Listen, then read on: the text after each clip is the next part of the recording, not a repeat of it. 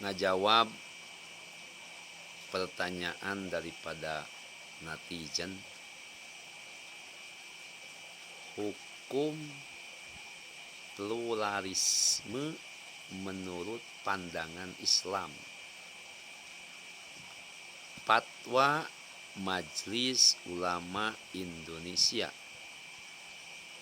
mengenai pluralisme agama dalam pandangan Islam.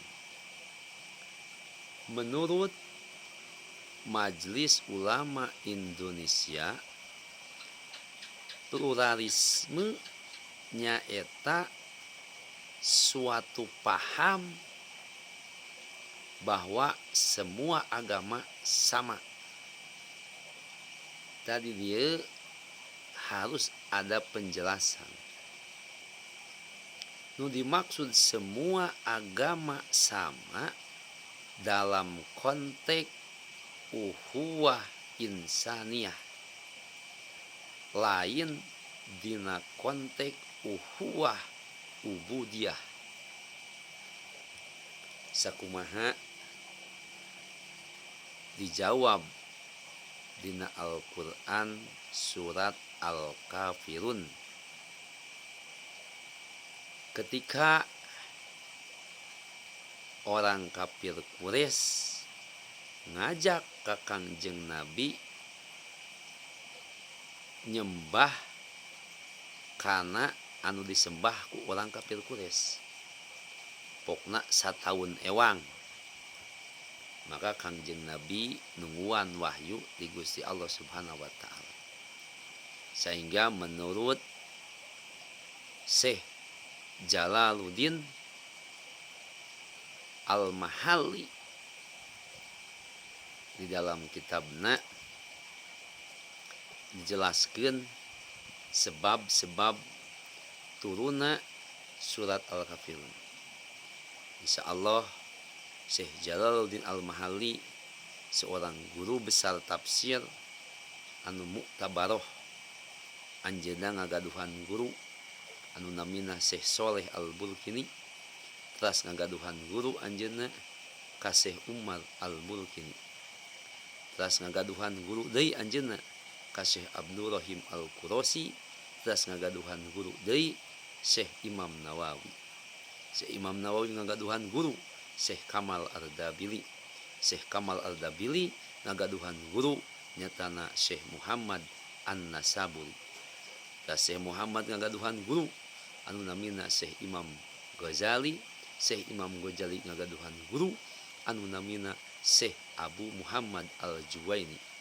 Syekh Abu Muhammad Al-Juwaini ngagaduhan guru anu namina Syekh Abu Bakar Al-Fudoli. Syekh Abu Bakar Al-Fudoli ngagaduhan guru anu namina Syekh Ibrahim Al-Maruzi. Las anjeunna ngagaduhan guru anu namina Syekh Ahmad bin Suraij. Syekh Ahmad bin Suraij ngagaduhan guru anu namina Syekh Abu Qasim. Syekh Abu Qasim ngagaduhan guru anu namina Syekh Imam Muzani. Syekh Imam Muzani ngagaduhan guru anu namina Syekh Imam Syafi'i. Syekh Imam Syafi'i ngagaduhan guru anu namina Syekh Imam Maliki. Syekh Imam Maliki ngagaduhan guru anu namina Syekh Nafi Maula Abdullah. Terus ngagaduhan guru seorang sahabat Kangjeng Nabi ngaranna Syekh Abdullah bin Umar. Syekh Abdullah bin Umar di Kangjeng Nabi Muhammad sallallahu alaihi wasallam. Kangjeng Nabi ti Malak Jibril ti Gusti Allah.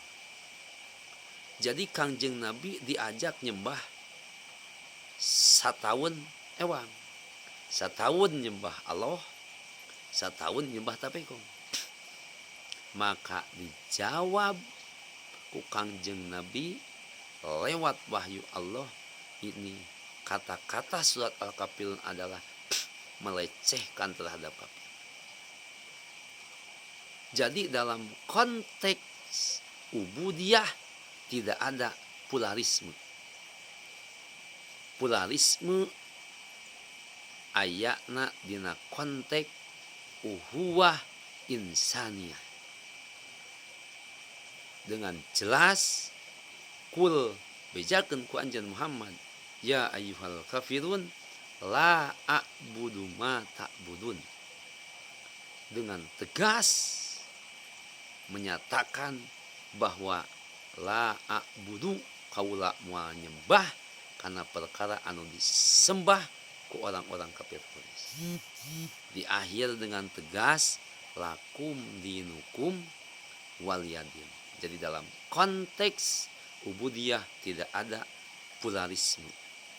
Pluralisme hanya ada dalam konteks uhuwah insaniyah, dalam artian konteks sosial.